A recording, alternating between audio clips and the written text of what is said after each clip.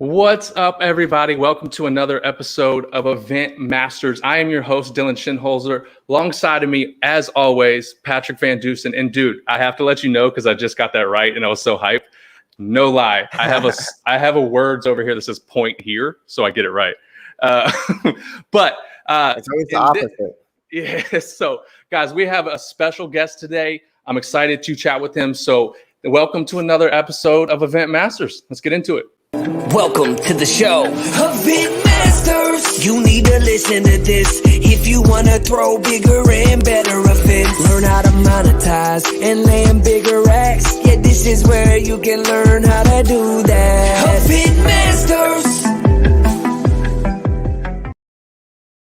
All right, everybody, welcome back to another episode. I believe it's episode 11. I am going to legitimately stop counting here soon because I cannot count anything higher than these two hands. So with that being said, Patrick, how's your week been? How's everything going? It's been amazing. We have some amazing stuff coming up, not only in view stuff, but even in the event industry. It seems lots of stuff coming back. Weeks, you see so much as news articles and announcements and things like that, and it gets me amped of like what's coming in the late 2021. Yeah, dude, I am so excited to see all these big events coming back. They're launching press releases saying we're going big. So yeah, I'm with you, dude. It's just the last 2 weeks. I think I feel has been a different energy in the event space. So excited to see that and be a part of those events coming back. But with that being said, we have a guest today who is really forefronting a lot of these events coming back. He is someone that I have not told him this, but I've been following him for a little while now. And it's someone that I go to when I want to learn and when I want to get better at things and my skills and all of that. So that's shout out to him because I don't like a lot of people. But we are literally today. We're honored to have someone who has literally been labeled one of the most influential humans in this industry. Like I want to be called that one day. I look up to that. We're also talking about someone who is the top 40 event professionals under 40, top 35 entrepreneurs under 35.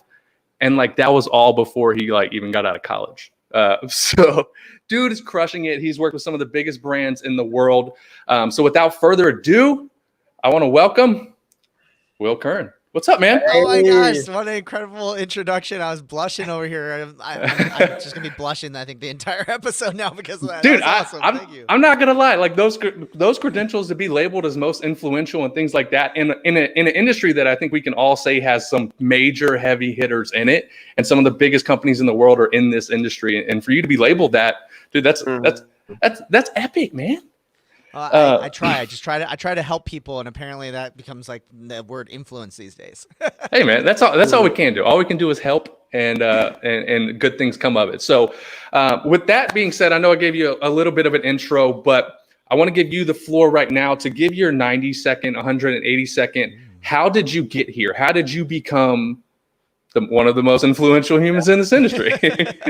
Totally. Well, I mean, I've been a naturally geeky person for years, probably since birth. I was really excited about technology and taking computers apart, building computers ever since I was a kid. I also loved music. I got in electronic music in middle school, so I just absolutely became a huge fan. Started an internet radio station my freshman year of college, or high school, not college. Oh my gosh! And started basically DJing. Then after that point, eventually someone asked me to DJ a backyard party for $50, and I said that sounds like so much money to do something I love. I'm in, and got paid $50 to DJ a backyard party. That was my my sophomore year of high school, and then before I knew it, I was DJing 7 days a week in high school, doing backyard parties and things like that.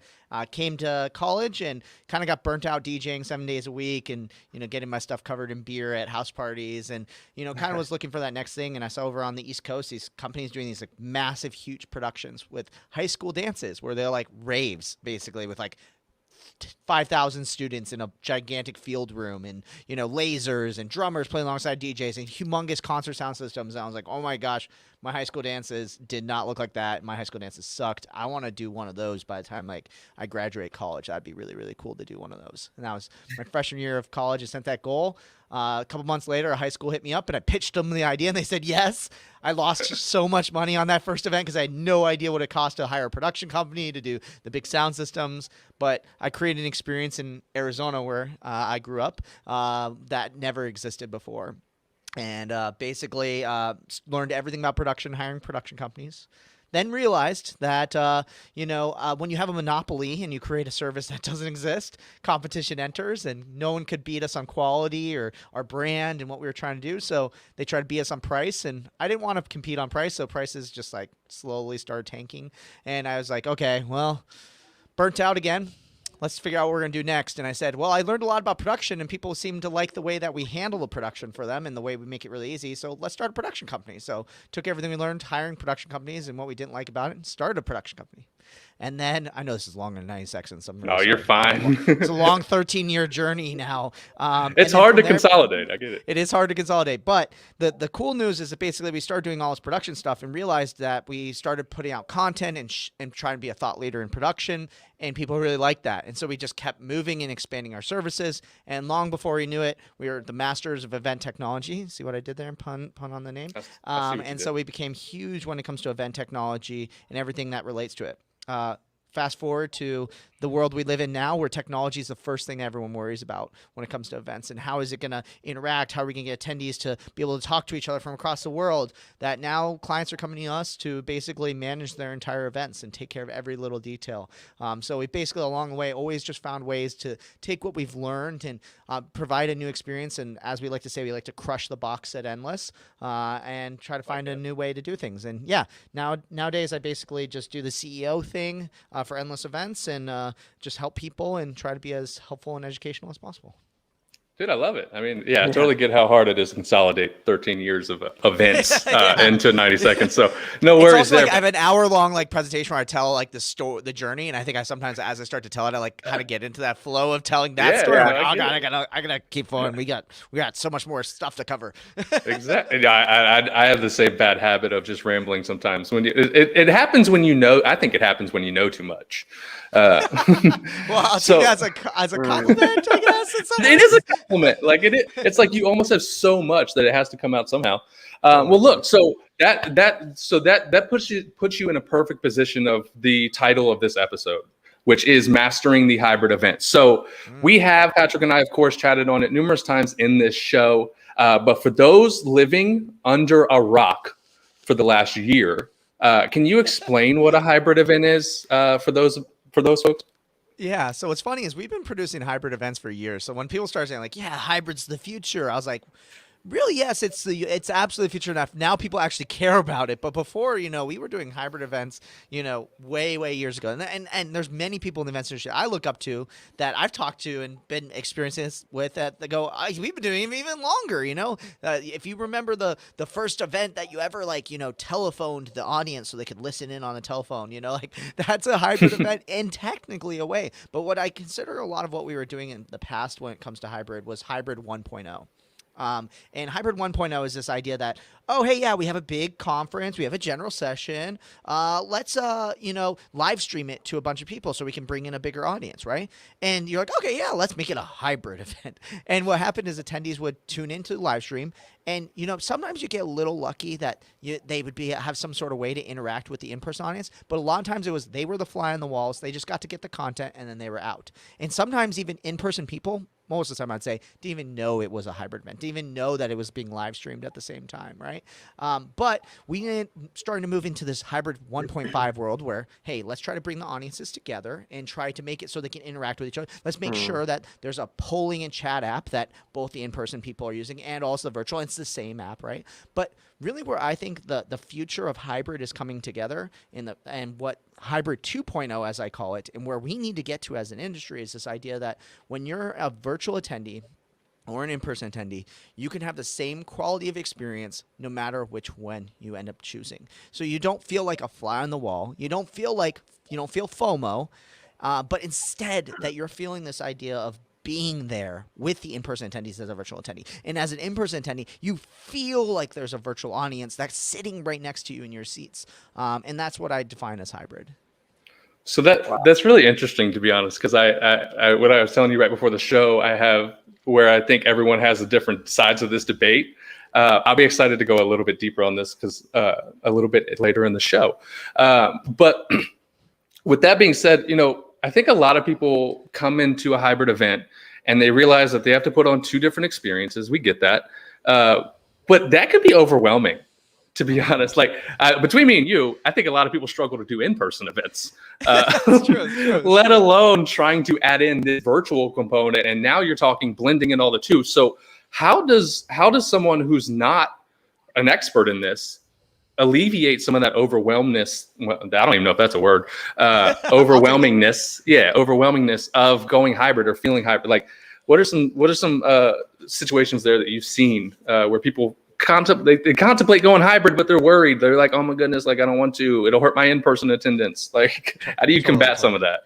I feel it all the time from our clients because like that's very much our mission. So our mission is to create the equation, the idea of taking all this complicated mess and simplifying into something simple that you can have a great solution for, right? So like this idea of like flattening the stress curve is huge, and I hear it all the time. So I agree 100% that it's complicated, but I think the best thing you can do to be able to alleviate that stress is it's no longer a single event planner can put on an event, right? Like we all know about the conference planner who has, they're in charge of everything. But what people don't realize is that you never just plan an event and there was one person. You had took a village, it took a team to pull this all off. That you sat here and said, okay, yeah, we're gonna do a conference. Well, I'm gonna have somebody who's in charge of catering. It's called the catering manager of the venue. I'm gonna have someone in charge of AV. It's gonna be the AV company. I'm gonna have somebody be my speaker wrangler, my speaker manager. And I think it's the same way when it comes to hybrid events. Is that you cannot expect yourself to be able to put on an entire event. Maybe you could be the mastermind visionary when it comes into it, but you need someone who's in charge of the virtual experience, thinking about the virtual attendee, always thinking them first. Someone who's thinking about the in-person attendee, always thinking about them first. You need somebody who's doing the audio production in person. You need somebody who's then live streaming and handling audio video production for the virtual element. So you have to build out this vision and this like dream team of people to come together. So it's not all falling on one single person's plate. And I know that's really, really easy for as kind of an answer and kind of feels like, oh man, that's an easy answer. Just build out a team for it. Right. Well, I was about to ask that because like team building's hard, and a lot of this world is just like, I don't have the team, I don't have the money, I don't have the budget. He's just told me I need 6 new employees or staff on the team. Like, what do I do? Like, and they're thinking it's some convoluted, overcomplicated thing. So, what would you say to that? I think there's a couple different routes that you can kind of go down. Let's go with the easiest route. You can hire a company that does all this stuff. Like that's something that my company does. So that's my little mini self plug I'll put in there. But that's the easy answer, right? Write a check to one person, they take care of everything. The next thing is that you can start to bring together kind of like your dream team of contractors and your different companies to be able to do this. The most important thing when it comes to that though is you need a way for them to all interface really well together. For example, I've seen it all the time. They're like, oh yeah, we have an in-person AV company. They're just going to take care of everything for our hybrid event. And I go, oh, well, there's like this whole virtual element that they're going to have to worry about too, and all this additional elements. How are they going to work together? And I think a lot of people don't think about that combined effort of contractors and things like that. If they've worked together on a lot of projects together, or they referred them to it might be a little bit easier. And then I think like a little bit of the harder route is that you start to move things in what I call in-house, right? Hiring more employees or hiring a contractor who's a technical director who's going to oversee the live stream of this, and hires maybe another company to do the labor and the equipment and things like that. So you have these kind of like ways that you can layer in and start to make these investments as they come in. You don't have to necessarily hire a full-time W-2 employee who's like a fixed cost towards your entire event. You can hire individuals who specialize in these different things. If you are starting out small when it comes to your events, let's say for example, it's a 100-person event and you need 75 people online, 25 people in person.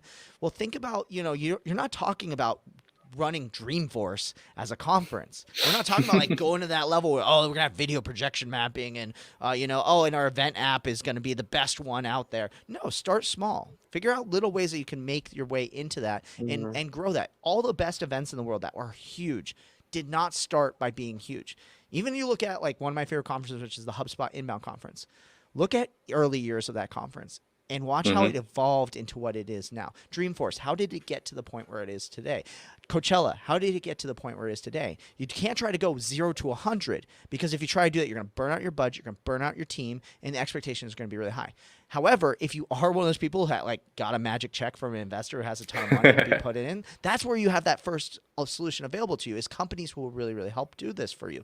Or maybe you talk about bringing multiple vendors together, but don't like rely on it on your own and start just to have conversations with people. Even if you aren't sure if you can hire a company that can do all this stuff for you, at least start the conversation because then you at least know I can't afford you, but now I know where my budget needs to be, and I'll maybe Yeah. talk to you in 3-4 years from now, and then boom, you have that vendor in your back pocket. Or you can just get advice from them to say, what does it take to get to that level? And I think that's one of my favorite things to do is if I know that I can't afford, I'm trying to think of something. If I know I can't afford a Tesla, it doesn't mean that I still don't like look at videos of Tesla and watch YouTube videos about Tesla and all these things like that.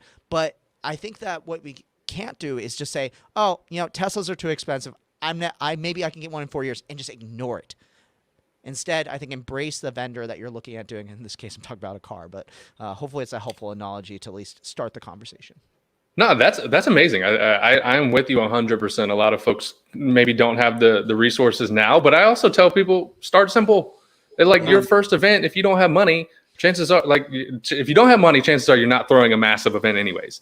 You can start at Hybrid 1.0 and just live stream it. And we have webcams and cameras and all of this. The technology has risen up to where you can shoot all of this with like a lav mic and an iPad, and it looks good at the end of the day. It's not, obviously it's not TV worthy.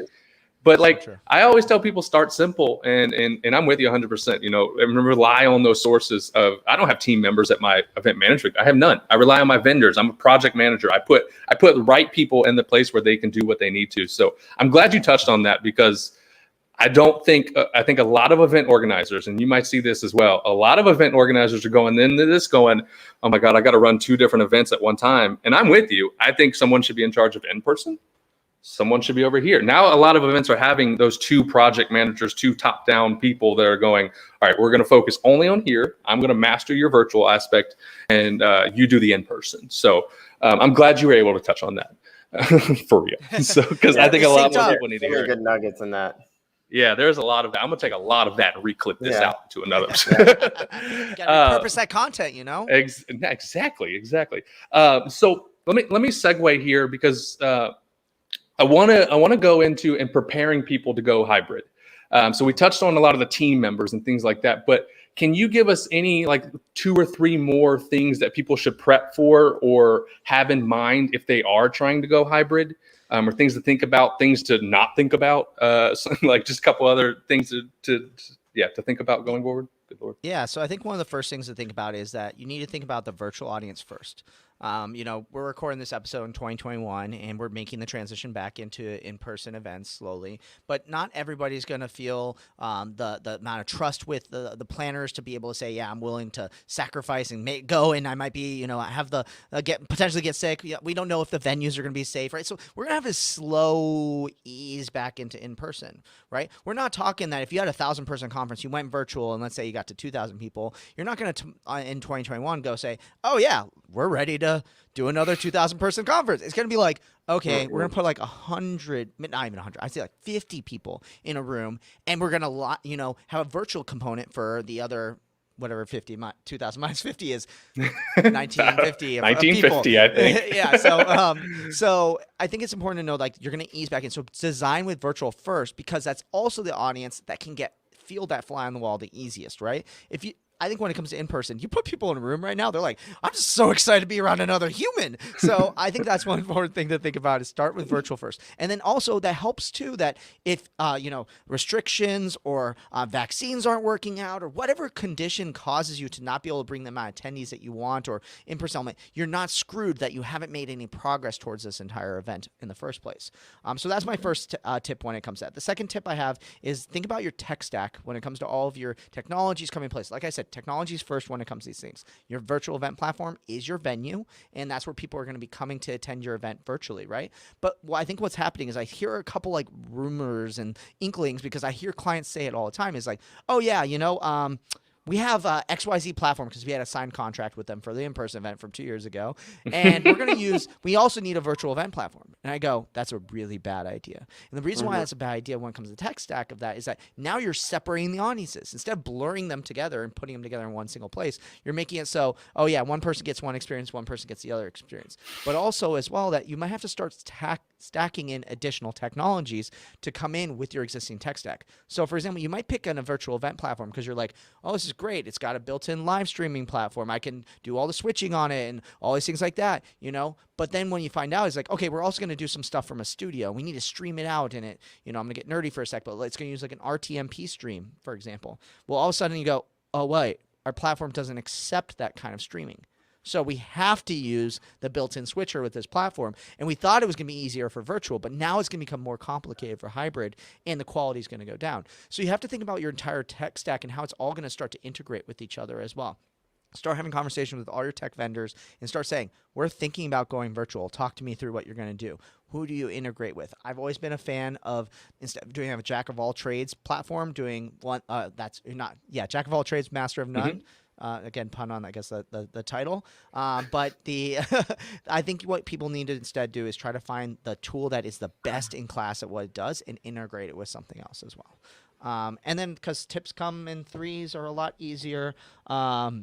What's something you need to think about when it comes to hybrid is think about your location of your event and how you can do things totally differently. Again, I love this idea of crush the box. Don't just think outside the box, crush it. Instead of thinking, oh, well, yeah, like we want to do our event's going to be in Miami because there's a beach and we can do it in this conference center. And it's attractive for people to want to fly to. Well, now people are like willing to fly to like, no offense to anyone who lives in Wisconsin, I would fly to Wisconsin just to get out of Phoenix for, at one period of time. So, but what you can do is think more creatively that maybe your biggest sponsor is in Wisconsin and they're the ones who put a ton of money up for their event every single year, and they have a huge audience, and you could bring the CEO of that big sponsor to be one of the attendees of the event and form a deep relationship with that sponsor for years to come. Now you have that choice to do the event in Wisconsin and to solidify that relationship with that vendor because most of your audience isn't going to be coming to the actual event. Think about those unique ways that you can use location to benefit other pieces of your entire event. Wow. Yeah, I have not thought about, bringing the event to possible the location of your biggest sponsor. I've actually not thought about that. That is an interesting take because he's 100% right. Because now that you don't have to think about luxury hotels and, good beaches and good restaurants that you're going to send everybody to, you can just go, oh man, you're in Wisconsin, which we can't make fun of Wisconsin on this show. One of our employees is from there. So I hope cheese, Yeah, Kelly, don't watch. But nonetheless, dude, that right there, I'm clipping out, dude. I'm clipping that out. I love it because it goes deeper than just the average, oh, let's just go where it's warm and fun, right? It's deeper connections, and I think that relates to more people's values of building those relationships.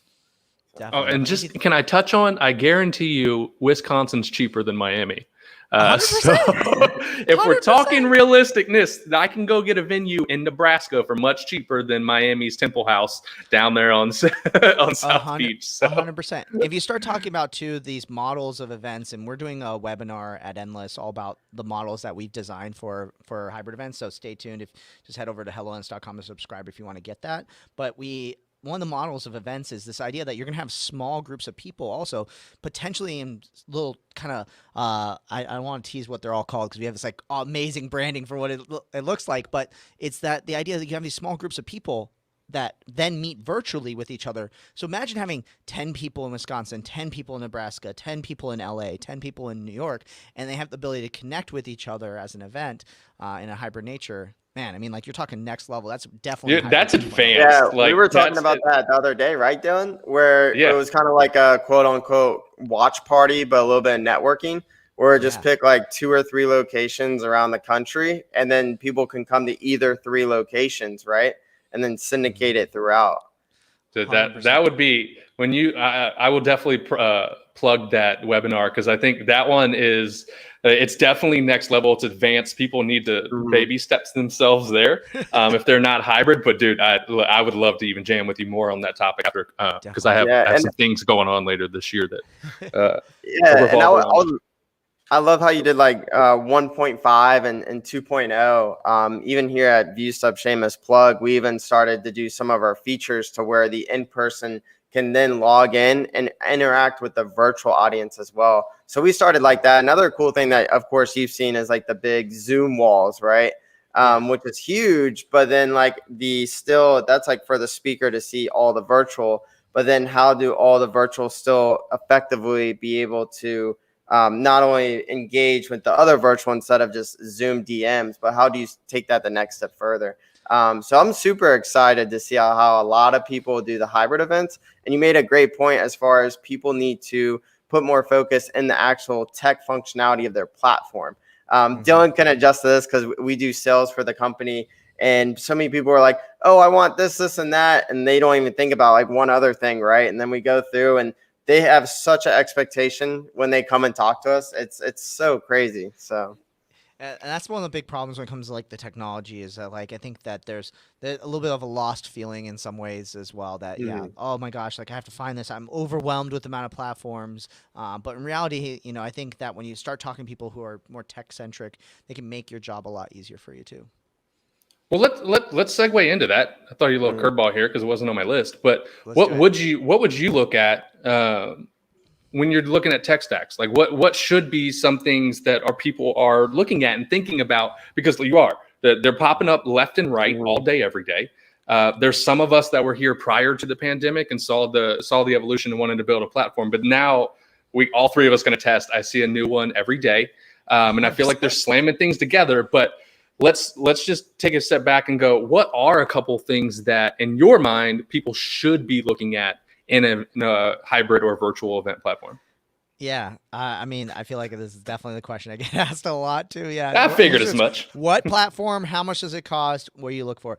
Yeah, when it comes to things to look for, so I obviously teased a little bit. The integration is probably one of the top things. I'm a huge integrations nut. I love seeing native integrations between apps, so then that way, you know, you have secure information flying back and forth.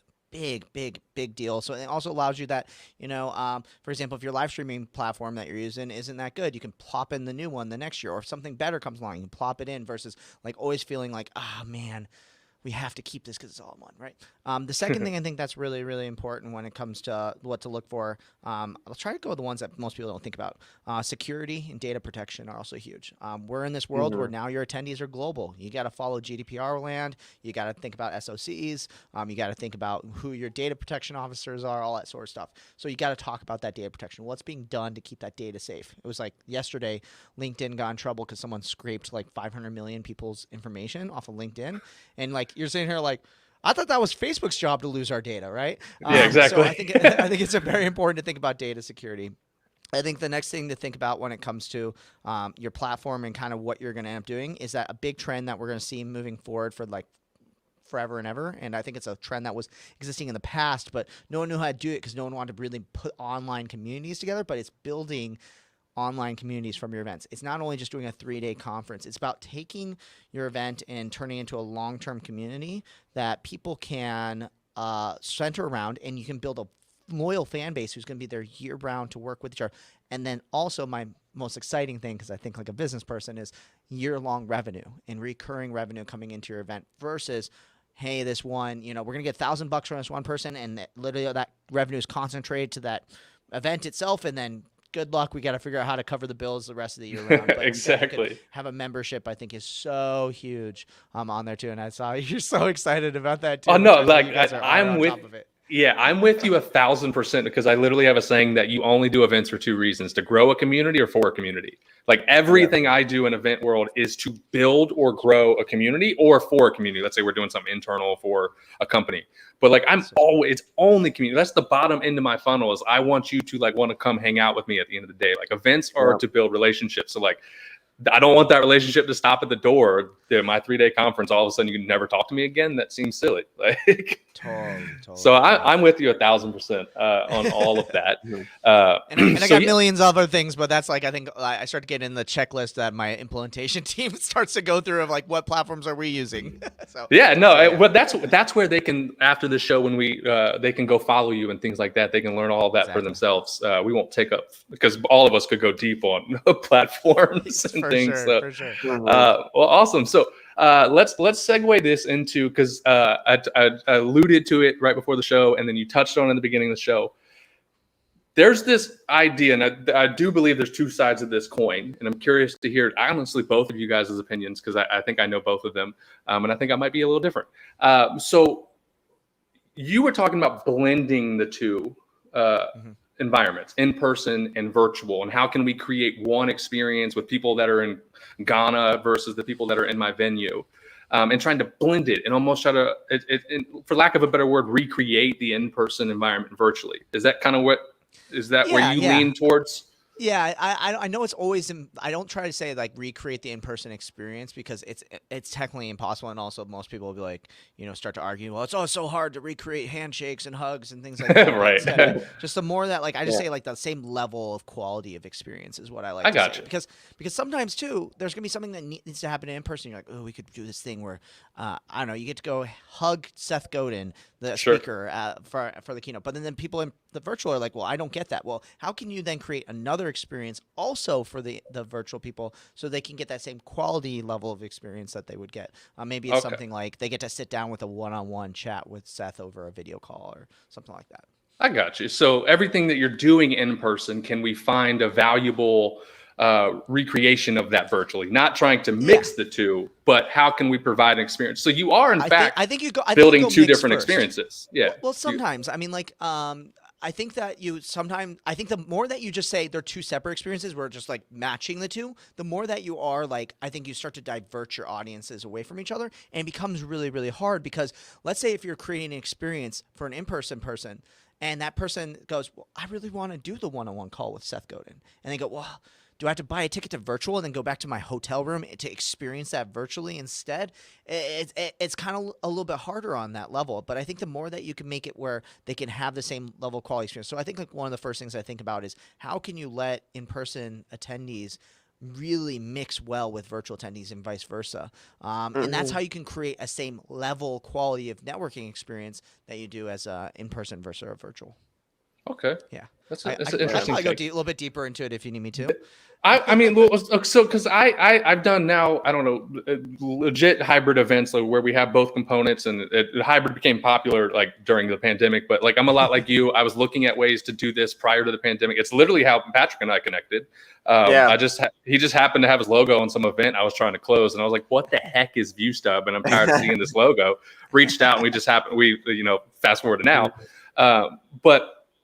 I have this idea and notion that I create almost, and this is where I go a little bit. I have not seen the practicality yet of blending them where my in-person attendees are actually going to take time out of their event day, where there's, let's say, 1,000 other people, to take time out of their day to pick up their phone and go network or laptop to network with the virtual attendees. Are you seeing something different, or like I'm basing this literally off my own experiences and the events that I've done, but I just haven't seen the practicality there. I think the theory's there, the practicality I haven't seen. So, all right. So I'll give you an example of how you can do that. And look, I told you, I look up to you, man. I'm learning. So. I think one of the things when it comes to this is that like before, no one really thought about using the technology in this way because it wasn't really needed, right? Like no one really cared whether the in-person and virtual collided because, look, to be honest, like virtual people, I think they were like a second-class citizen when it came to events, right? Like we were like, whatever. Like they were probably charging $40 for the live stream and $1,000 for the conference. Like they're getting a lesser experience because they're paying less money. Hopefully they like it and they come in and want to be here. But now we've created an environment with virtual where, it's needed. Imagine someone can't go to the event for a couple different reasons, right? We've created this great environment for virtual events where attendees can attend for huge things such as diversity, inclusion, and accessibility when it comes to events. I was doing an event in September, and we were playing around with this new platform, being really experimental. And it's for this group that I'm part of called Sandbox. And I literally am just like, we're experimenting, we're trying different things. And we got an email, and I don't really get a chance to interact with a lot of attendees unless I actually am producing the event. And this is like the one event I've personally done in the last couple months too. And we got an email from a guy. And this is an event that normally takes place in like very exotic areas. Like we've done Croatia, Kenya, we've done Mexico. Like we usually pick places that are off the beaten path. In fact, the first event I ever attended in this group, we were in the middle of the Panama jungle, and we had to hike for an hour uphill to get up into this event. But then we're secluded with no electricity and no running water for like the entire time. And it was so incredible. Well, so we ended up planning a virtual summit this last year because obviously we couldn't bring everybody together. And we did it on this platform. And we got an email from an attendee, and he goes, hey, I just want to say thank you so much for putting this all on. And we're like, yeah, no problem. He's like, yeah, because I've never been able to attend the summit before. And usually you hear that it's because I'm busy or it's expensive or whatever it was. He goes, because I'm in a wheelchair. And I've never been able to interact with other global sandboxers until this moment because of that. there is no way that we can now take that away from that attendee, right? If we don't somehow figure out a way to make a hybrid experience, that attendee is never going to get that same level of experience again. So when I start to think about things when it comes to this, now we have to do this sort of thing because we've opened Pandora's box. There's no going back when it comes to virtual. And also, too, attendees are going to be like, why am I going to go to your conference when I can attend it virtually? I'm going to go to that one conference, and that's my one conference I do a year versus the 20 I usually do. So when it comes to the idea of networking, I'll bring it into the tactical now, is that I think that when we were talking about that, I have the exact same pain and exact same fears. That I don't want to say, hey, yeah, you can be all on the same platform.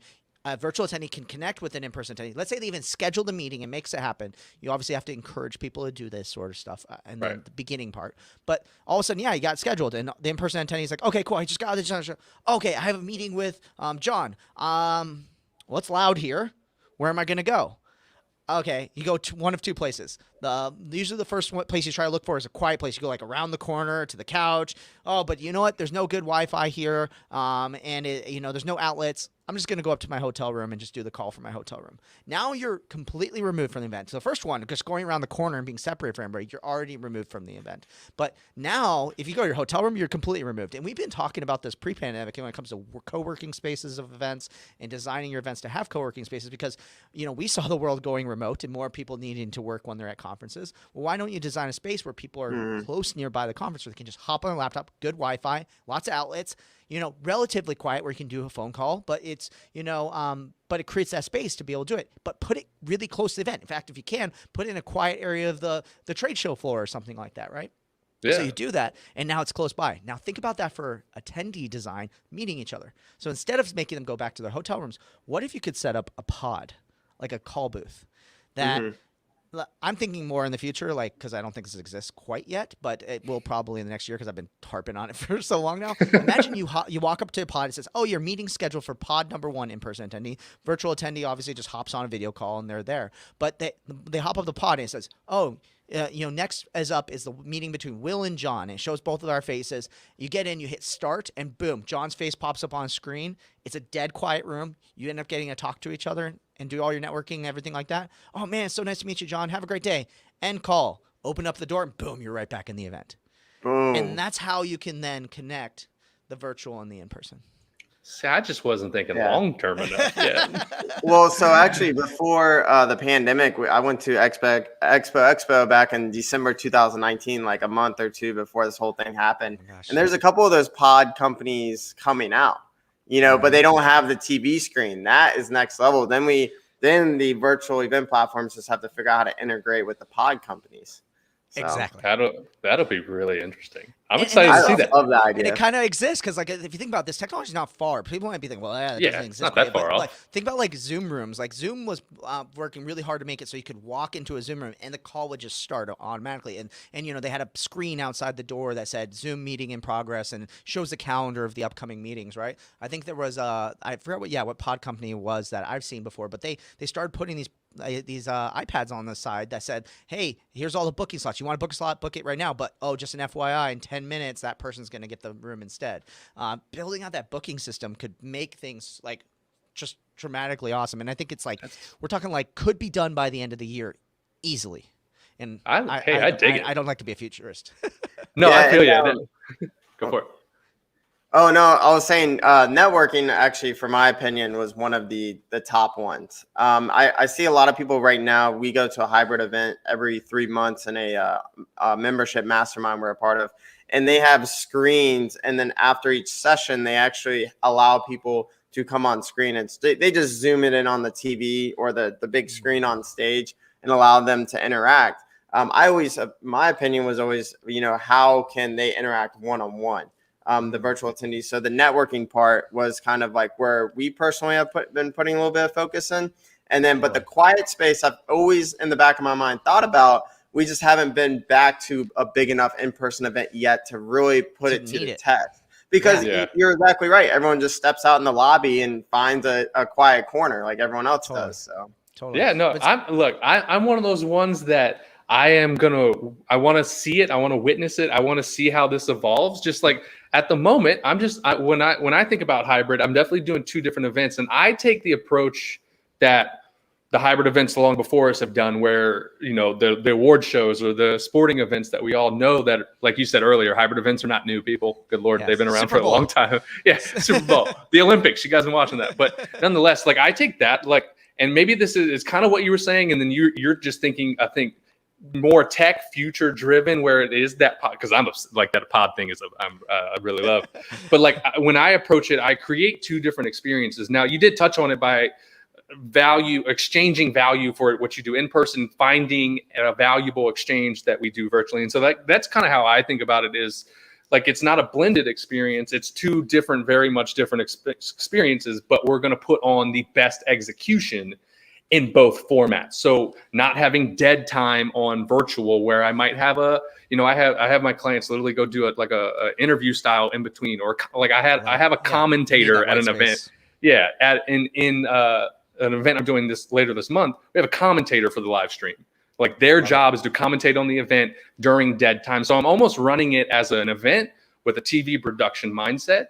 And so maybe I'm just not thinking enough in the future, but like that's where I see hybrid. And then I do think with technology advances, there will be that able to blend it in a more seamless fashion. I'm just one that's going to wait for it to play out, to be honest. I love it. I love it. I'm just going with what I have at the moment. You're my So ops people who are like, okay, now we have to actually make it happen. Will's crazy ideas. I'll add one idea to think about how you can take that TV broadcast to the next level, is to make it more even hybrid. Before you have the commentator, right? Well, you know, the easy thing to do would be like, let's just stick them in a studio, or they don't even have to be at the venue. But better yet, put them in a room and allow people to come in and sit on couches and make it a studio experience. And then boom, now you have in-person audiences still getting to see what that commenting experience is like. And then, you know, put up some big screens so people can see the virtual comments coming up during the commentary. And boom, now you're just merging those audiences even further together. Yeah, so that's been the approach that I take, because I literally have them. I bring on people because I'm always, for my live stream viewers, I'm always trying to play that FOMO route. I want you to be at the in-person. I don't think you'll ever top an in-person event. They're like, just no. I won't even go down that road with people. But like I genuinely I bring in, you know, I had the commentator, he brings in, and we're getting like testimonials on the spot. It's how I blend the two together. He's like going up to literally people in the crowd going, hey, how you doing? Like, how's this thing going? And that's like our live stream dead time when the event's out networking and things like that. So I think, I think we're both literally on the same page. It's just about providing excellent experiences no matter what the format is, and just understanding that. Whether or not you decide to blend them or not, or whatever, it just needs to be executed properly in both formats. 100%. I think we can agree there. So awesome. Well, look, Patrick, do you have anything else for Will here today? Or if not, I'm sure he's got, you know, a business to run. Like this was absolutely awesome. Yeah, like we all do. No, this was awesome, Will. I mean, there's some of the nuggets that you dropped, even for me, you're getting my mind. I'm sitting here and starting to think of like, whoa, okay. Like, what can we do? Like, yeah. And then I'm like, all right, so I've not thought about this. And then it gets like a rabbit hole. Okay, right. I just got to stop myself. But I do have to say, Will, I admire all the great content that you put out on helloendless.com. I have to say, in the industry, you're probably one of the top, you know, resources there. So anyone that's watching this, helloendless.com, I gotta give it to you on that one. So yeah. So with that being said, go ahead and where can we find you? What's your socials? I'm gonna drop a link for that webinar you mentioned, but plug away. This is you've done us a value. Now let's return the favor. We'll talk about rabbit holes. I'm about to take everybody down a couple of them. So I'll share a couple of stuff. We have some the hybrid event model content coming out soon. That's going to be, I think we're doing ebook, webinar, and there'll be some blog posts on it to help you start formalizing what these hybrid event models can look like. If you don't want to ever miss a piece of content coming on, the best thing you do is go to helloendless.com. You can click on blog or go to the bomb page anywhere. It'll probably pop up on you before you even get to it, and it'll say, hey, subscribe now, and subscribe to our weekly newsletter. We handwrite it every single week with like the news going on in the world, things you need to be aware of, all the content we publish, our different podcasts. We have 3 different podcasts that you can subscribe to. So check those all out. And then also, we have a ton of webinar content. We just did a webinar on why your next hybrid event venue isn't going to be a ballroom. and what does your actual hybrid event venue going to look like. So check that out along with the checklist for your hybrid event venues. And then, if you ever want to learn more about Endless or you're interested in hiring us, helloendless.com. We got a pricing page, which is radical for a service-based company to put their prices right on the front. So go check it out if it's something you're interested in doing. And then also, lastly, if you ever want to reach out to me personally or follow me, willcurran.com. All my socials are on there. You can follow my vlog. You can follow my personal podcast. Everything's on there that you can check out. And definitely happy to help out. And, just feel free to email us anytime if we can help you out. Well, right on. I got to get me one of those DylanSchinholzer.coms for real. Yes. Well, look, Will, I greatly appreciate your time today. I think there was massive value dropped in this and all sorts of good stuff that I think people can take away and inevitably start to become a master of the hybrid event. It's not going away to be anytime soon. And so with that being said, once again, Will, I appreciate it. I'm excited to work with you further in the future, and we will wrap this episode up and I'll get back to running our businesses. I love it. Thank you guys so much for having me. Folks. Thank you, Will.